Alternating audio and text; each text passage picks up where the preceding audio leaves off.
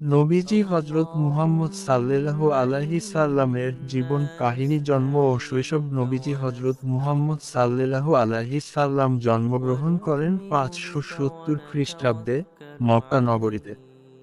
তার পিতার নাম ছিল আব্দুল্লাহ এবং মাতার নাম আমিনা। জন্মের আগে পিতা ইন্তেকাল করেন, আর শৈশবে মাতাকেও হারান।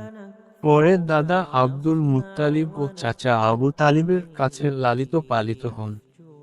সততা ও চরিত্র যৌবনকালে তিনি অত্যন্ত সৎ ও বিশ্বাসযোগ্য ছিলেন। এজন্য মানুষ তাকে আল আমিন, বিশ্বাসযোগ্য, নামে ডাকত।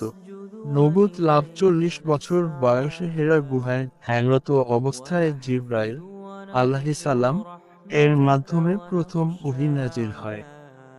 তখন থেকেই তিনি আল্লাহর রাসূল হিসেবে দায়িত্ব পান। ইসলামের দাওয়াত নবীজি হযরত মুহাম্মদ সাল্লাল্লাহু আলাইহি সাল্লাম মানুষকে এক আল্লাহর ইবাদত করতে ডাকেন।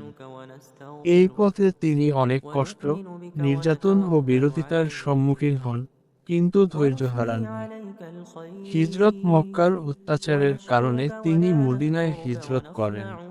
এখানেই ইসলামী সমাজ ও রাষ্ট্র গঠন করেন। আদর্শ জীবন তিনি ছিলেন দয়ালু, ক্ষমাশীল, ন্যায়পরায়ণ ও মানবতার শ্রেষ্ঠ উদাহরণ। শত্রুকেও ক্ষমা করতেন। ইন্তেকাল 63 বছর বয়সে তিনি ইন্তেকাল করেন, কিন্তু তার শিক্ষা আজও কোটি কোটি মানুষের জীবনের পথ প্রদর্শক।